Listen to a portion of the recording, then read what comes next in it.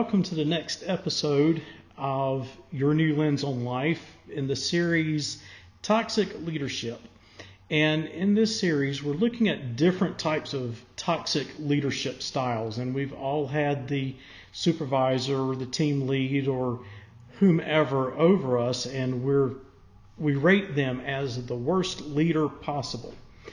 And I want to cover some of those types of leaderships from two perspectives. One, to provide a way to provide strategies to help work with those leadership styles in an effort to overcome that as a follower.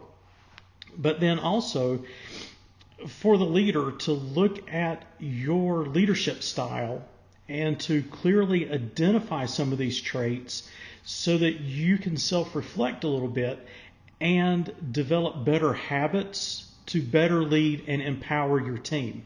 Because if you're not doing that, then you're not really being an effective leader to begin with. And you fall in the category of being a toxic leader. So in this episode, I want to look at the micromanager. And I don't care who you are, what you've done, your past, etc. We've all have encountered the micromanager. And they're the type of person who feels that they have to almost dictate how you do every little thing within your job or within your scope of responsibilities. And it's kind of defeating having to go through that and experience that day after day. Before we get into some of the negatives of that and some of the characteristics in that, I do want to preface this with the notion and with the thought that at times micromanagement is important and it is needed. So it's not totally a trait that needs to be disregarded and to be blown off in some situations. Now, one situation could be that your employees are simply not producing to the level that they need to, or that was agreed upon when they were hired. And from a leadership standpoint, if you're having to micromanage your employees to get them to do their work, then that becomes a totally different conversation in and of itself. One, why do you not have measures in place to hold them accountable, right? Like performance reviews. And naturally in bigger, more formalized environments, that's certainly a part of the annual routine. You go through performance reviews. In smaller organizations, or even within a small business, or within a volunteer nonprofit or something like that, you may not go through that same exact process just because of the size of staff, and you may not deem it necessary. But if you don't have that in place to where you're holding your employees accountable and you're having to micromanage them, then you're not being effective as a leader, period. It reflects poorly on you and what you're allowing to happen within your structure of authority. Another instance where micromanagement is needed and a necessity would be on the rare occasions where you have a high-profile situation occurring within the organization. It could be an issue with a high-profile client, or it could be a situation where your product has had a serious malfunction, and you as the leader need to be the face in the forefront of that situation. Regardless of what caused it, regardless of who was at fault, regardless of any of that, you as the leader, that is your paycheck to be the face for that situation and to let your leadership be seen from the perspective that you're going to lead the organization, lead the stakeholders in that situation to the best solution possible. And that will ultimately bolster the confidence that all of the stakeholders within the organization have within you as an individual and as a leader in your decision making, right? And then a third reason for micromanaging would be if there's been a change in day-to-day operations. a new policy, a new procedure, a new something is in place where it's not the norm for your staff. Okay? And until it becomes the norm, you need to have a hands-on, active, day-to-day participation in that to some degree, not with the perspective of that active day-to-day involvement is going to continue, but you gradually pull back as the process is implemented and the process becomes more stable, right? And in doing that, as you're pulling yourself back from the change and the modification, you're empowering and giving the power and autonomy back to your staff, which is what it should be. Now, some of the reasons why micromanagement is bad, and there's a whole lot more to it, to micromanaging being bad than micromanaging being a good thing. The first is that in trying to gain control and maintain control, you're losing control. And in my opinion, one of the biggest reasons why micromanagers micromanage is that there is the fear of losing control, right? And there's a few more of these points I'm going to bring up that bundle within that. But the fear of losing control, and you're afraid of giving that power back to your staff. Well, if you're afraid of giving control to your staff, why did you hire them to begin with? If you're simply going to manage them day to day and not empower them to be able to do their jobs and to make the day-to-day decisions within their scope of power and what they're doing to make those decisions, why did you hire them? Do you need them just to push the button, just to make the thing go because you can't push all of the buttons at once, but you're wanting to make sure that all of the buttons are being pushed for whatever, the button is, right? It's figurative. But you need to examine that. You need to look at, why are you afraid of relinquishing some of that control to that? And if you're in a position of where you're mentoring or you're trying to bring up or hire leaders within your organization, you need to carefully examine those candidates and carefully manage that candidate, not manage the candidate, but keep a check on it that they don't have control issues. And in the hiring process or in the evaluation process, you need to evaluate what is their perception of control.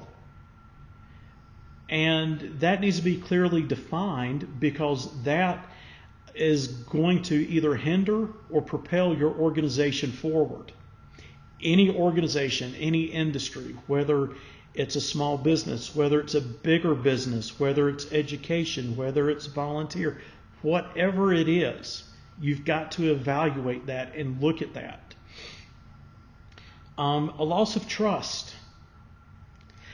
If I have been hired by you to come in and do a job, and you're continually looking over my shoulder and trying to look at what I'm doing and daily, right? And there's an acceptable degree of looking at and knowing what your staff is doing, right? Acceptable degree. But when it comes down to day to day, or even multiple times a day, that you're having to check and look over the shoulders of those around you to make sure that your staff is doing what they're supposed to be doing and what they've been, then you're saying that you don't trust them. And trust is a very big two-way street. When you're not sowing trust into the other individual, they're not going to put trust in you, right? And eventually that mistrust that you're sowing, that's going to be the same mistrust that you reap. When you need to rely on them, to be close to them, to move the organization forward in whatever capacity, they're not going to trust your motives and some of the decisions and changes that you make, because they know that you've been watching them and everything that they've been doing, And if you're having to watch everything that they've been doing, then the thoughts in the back of the mind is perhaps, maybe I'm not doing something right. That's why the boss is all the time having to check in and check up on me. But yet he's not telling me something. And then the boss comes along and makes a change in how things are being done, or starts hiring for another position. And automatically you start thinking, is he hiring someone to replace me? Right?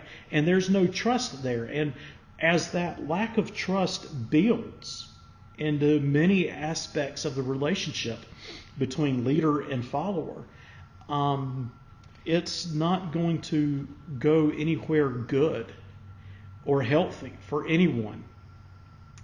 If anything, the lack of trust is going to cause your staff to start looking at other positions to go somewhere else to where they can get and be trusted for the individual that they are.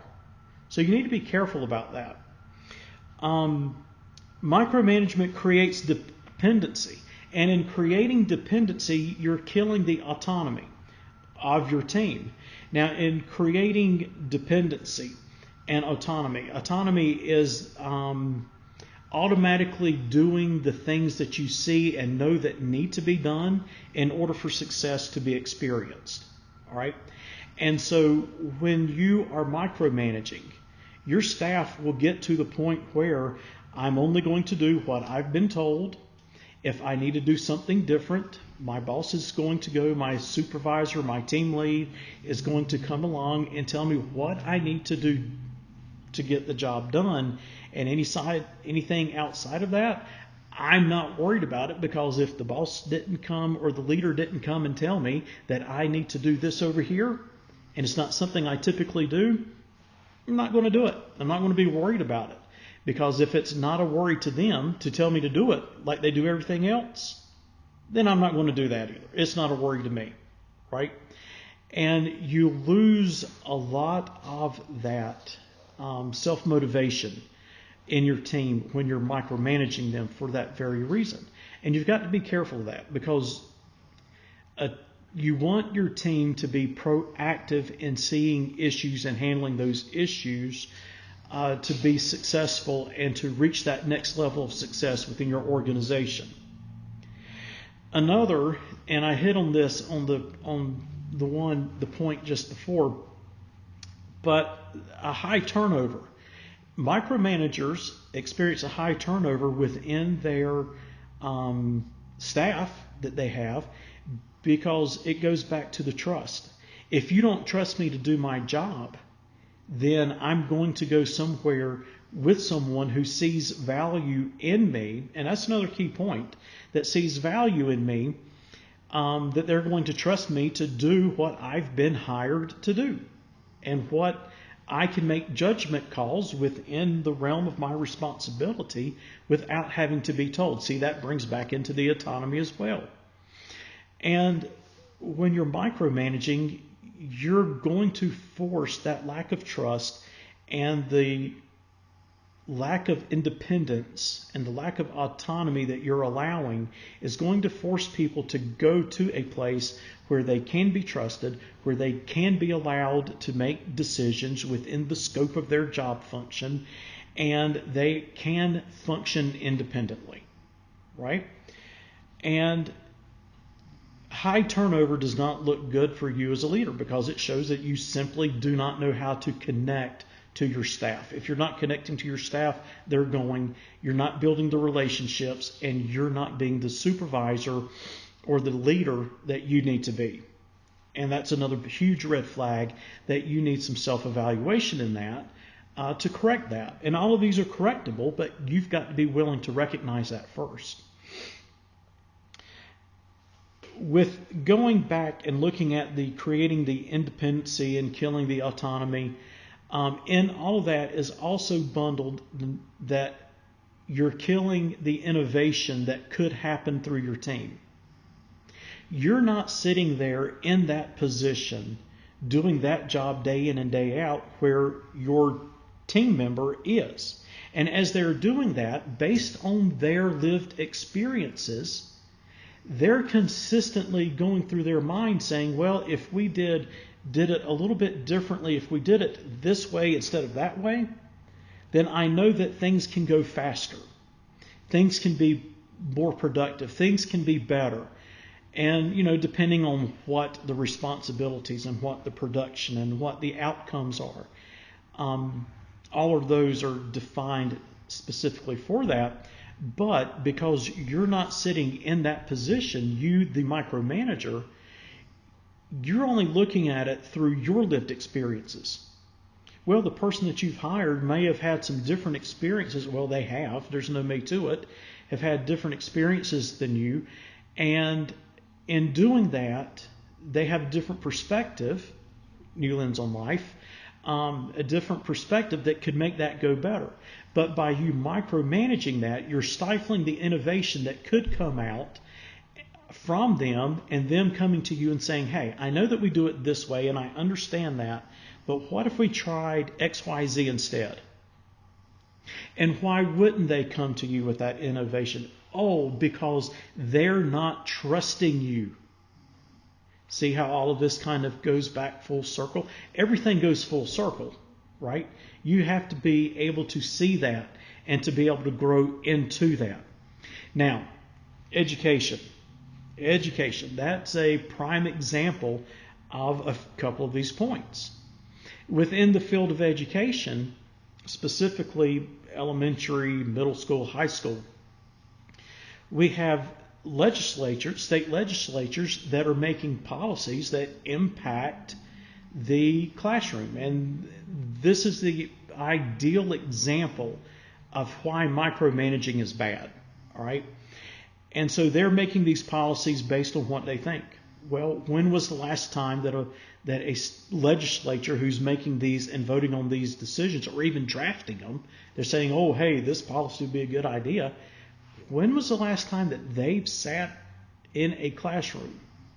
Maybe the last day that they graduated high school 30, 40 years ago or so? Maybe. Perhaps. The same with the school board. When was the last time that they've sat in the seat of a teacher that they are making policies for within their district, right? Without sitting there and living and going through and listening to those lived experiences, you're stifling all innovation for growth. And to me, that's one of the biggest reasons why education these days is struggling the way that it is. We have all these people up here that are so disconnected from the classrooms down here and they're not listening to the voices that are down here that are having to work the pipe dreams from up here. Simple formula, simple fix. Take this, put them in the classroom and let them live it for a year. Then they'll understand. And they'll understand why micromanaging from here all the way down through here is a bad thing, and it kills the innovation. All of the innovation can happen within the classroom, but from the administrators, the assistant principals, and the principals micromanaging the policies that come from the school board, who are now micromanaging the policies that come from the legislatures, and on. It's a huge snowball. Everyone is micromanaging everyone else, and no one has a clue how it really needs to go to be effective, except for the ones that are not being listened to and heard, which are the teachers, right? It kills innovation. And if you want to see how micromanagement does that, just take a hard look at education. It's the poster child for this episode, really. Now, in micromanaging from a leader's standpoint, the last point here I want to make on that is that the more that you're having to micromanage your staff, to the number of staff that you're having to micromanage is the degree to which you're going to face burnout. The more staff you're micromanaging, the quicker you're going to burn out as a leader. You're going to doubt everyone's ability that you're managing, and you're going to feel that you have to do all of their job plus yours on top of it to make things successful. All because of all of those points that we've talked about over the last 19 minutes and 50-some seconds. And it's not a good place to be as an individual, as a professional, in any scope of life. It's not a good place to be. And if you're looking at and evaluating if you're a micromanager, take that step out. Take that step back and evaluate. And you've got to identify your why. You've got to identify, why do I feel that need to micromanage? And you need to address that area in your life, because it's a character flaw that you need to look at. And it's not necessarily bad, because we all have our character flaws and weaknesses, but it's definitely something that you need to look at and address in order to strengthen yourself as an individual. And the stronger that you get, then the stronger the environment that you operate in, and the better and more positive the environment that you operate in becomes. All right? Now, and bringing this to a close, the last little piece, and it would be of no value if I just harped on all of the bad things about micromanaging and all the negative stuff, but I want to always end on a positive note and looking at strategies if you're having to deal with a micromanager. All right. So this is from the perspective of the follower. First, you need to examine yourself. Right. Always begin with you.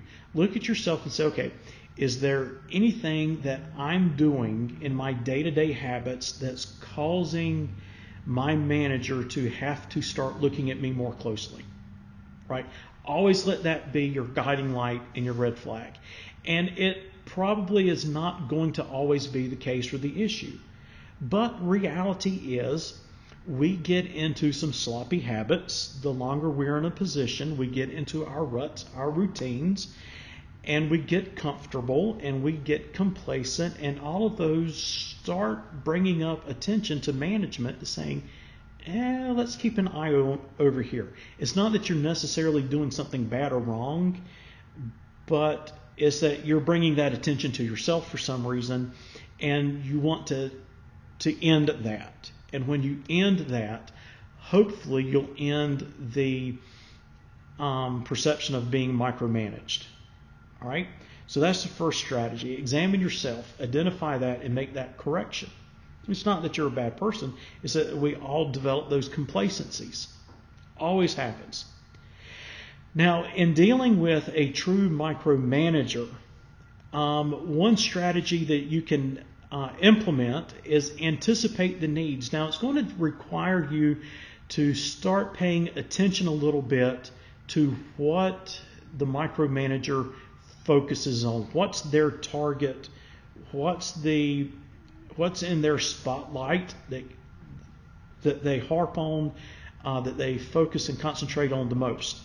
And it'll take a little bit to be aware and to watch it and to evaluate that.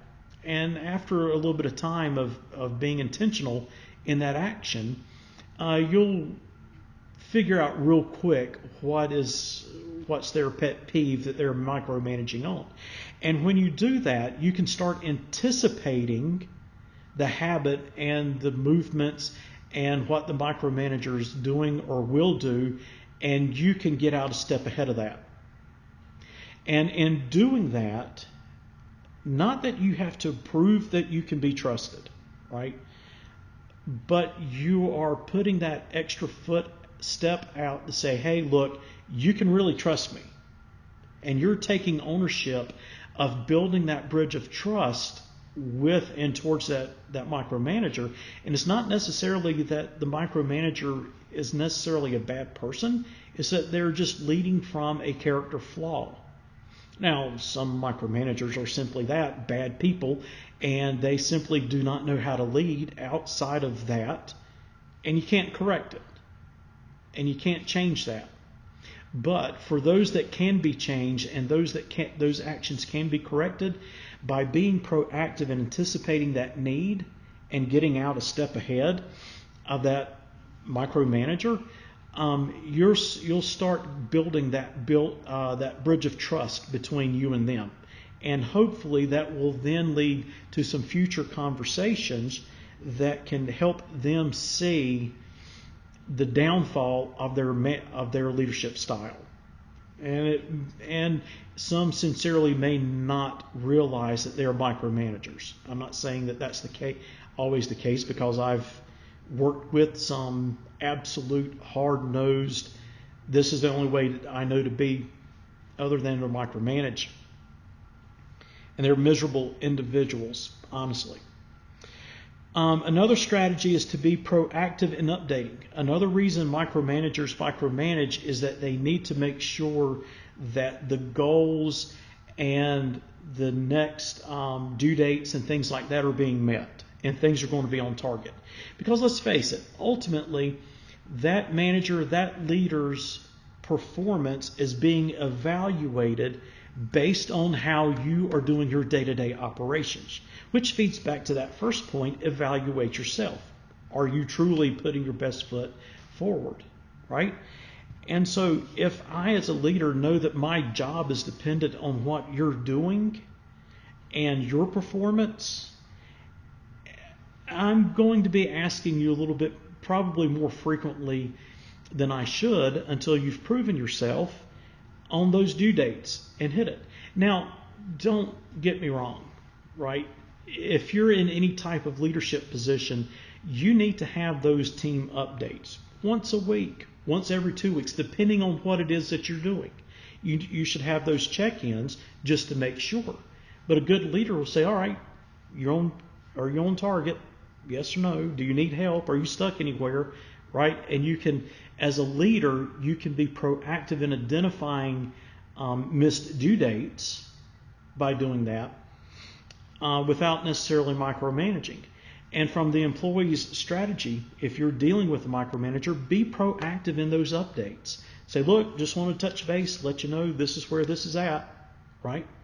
And that's going to, if that's the reason why they're micromanaging, that's going to take them from being so on edge and so on guard with it to being a little, okay, I can let some trust happen here.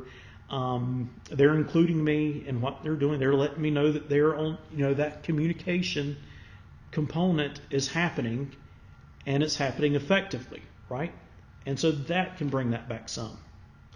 And then the last strategy, as hopefully that some of those strategies will start working and start building that trust and the communications between you and the micromanager some, and if they are sincere at heart, and if they're honestly trying to be the best leader that they can be, and they're not really a Grinch and a true micromanager, then hopefully as that trust builds and those communication channels open a little bit, you can have some of those conversations that say,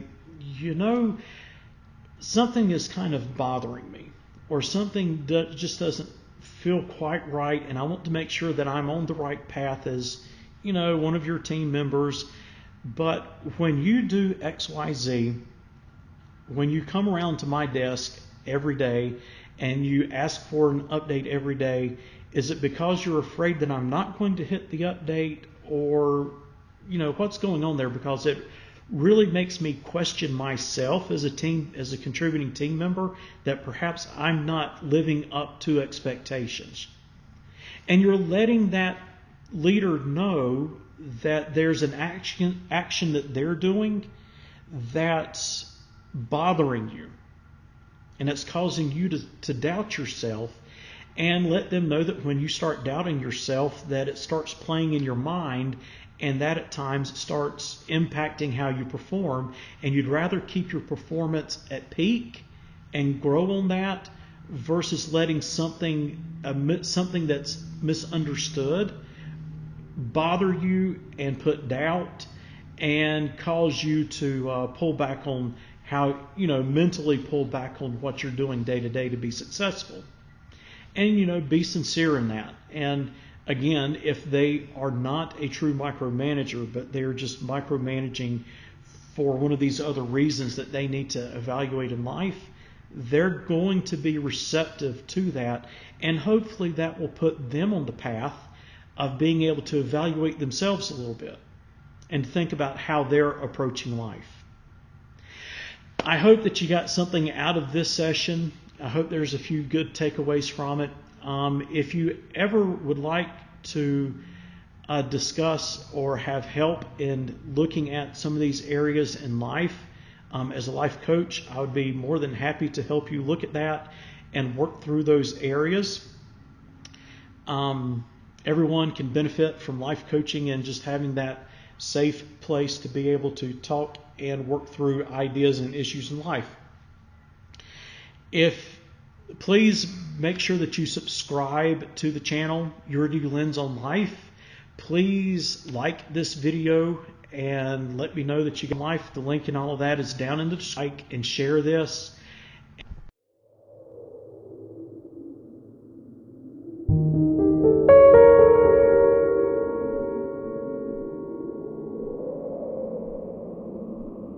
Thank you.